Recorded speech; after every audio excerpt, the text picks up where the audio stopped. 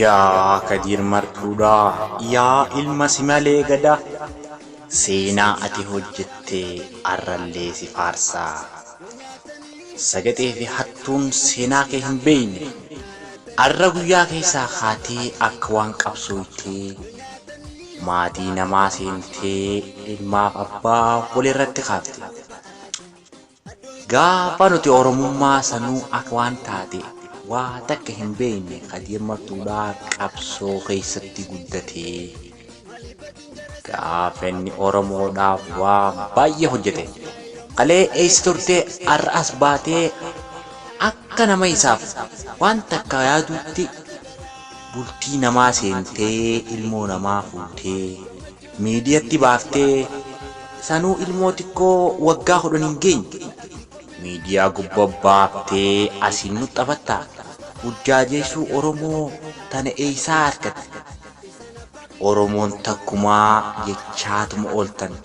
Nama lafa waltahee muka wajji hora jette Oromoon duruu dubbii fitte. Sagadee fi hattuun arra gunoo haatee Kadir Martuu duulti. Isin maal isiniin jenna dhiiroo abbaa qabdanii? Warri Oromoodhaaf Oromoof Oromoo jidduutti shira hojjettan. Kadir Martuu jechuu siifin hima seenaasaa hangam beekurraa hin waa xiqqoo tuqa seenaasaa.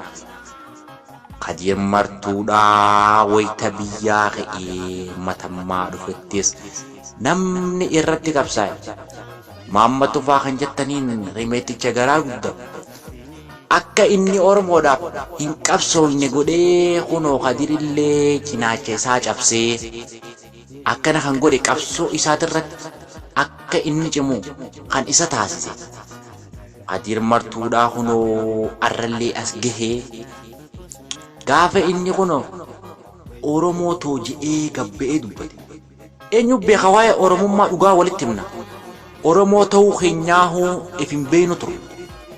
Gabbahee dubbatee niin hima seenaasaa arralleen hin hima niin dubbadha seenaasaa.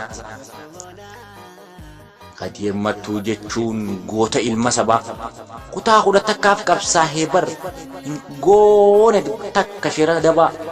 Mee waan Kadir Martuudhaa hojjete Oromoo irratti takkallee naaf hima.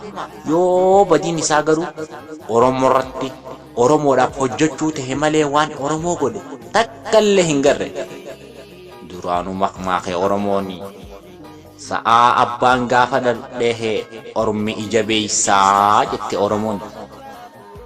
Isiniitu tuqe yaa ilmaan Harargeedhaa dhaggeeffadhaa isiniifin hima. Kadir Martuu gaafa isin dura kaatanii isa tuutan Ormi isinirra tubatee Kadir Martuu tuqe. Kadir Martuu jechuun maal jeensiif hima? Yaa Rabbii guddaa yaa mootii hundaa rakkoon ammaatte darbitee daangaa garaan nu madaa si malee hin qabnu ilma dhugooytaa. Gaafa inni juusaan eessa turtan kalee? Bar 2016 bar Kadir qabsoonee galle. Abbaa isaatii wajjiin bosona kan taa'ee waggaa 3 osoo hin gahin qabsoo eegalle. Kadir Martuu qabsoon sammuu isaa keessa biqilte. Eessaa kaatee sagateen hattuun arra Kadir tureeshi. Maqaa badduu irratti oofuudhaaf Kadir maal taate jechaa odeessuun arra nuun hin malu niin barreessa seenaasaa. Hangaan lubbuun jirus Kadir Martuun hin barreessa seenaasaa. Anaa mitii Oromoo hundaatu jaalata. Warri Kadir barraa miti kan irratti qabsaawaa turtan bara 2016 irraa kaaftanii Kadir maqaa isaa xureessuun itti fuftanii asiin geessan. Way waa garaan nu gubatee namni Kadir tuutanii. Wallaahi mataan kiyyaa haa badu isaafi. Waan takka sodaadhu lubbuun koo haa badu. Kadir Martuu si malee gadaatidha. Kadir koo yaa Kadir jabaadhu si cinaa jirra. Bakka ati tuqamtetti eenyu gattaa'ee si laala. Wallaahi baddi malee saree ijaan dhiqanii jette Oromoon gaafa mafmaattu. Yaa Kadir koo yaa tokkicha qixxee kuma.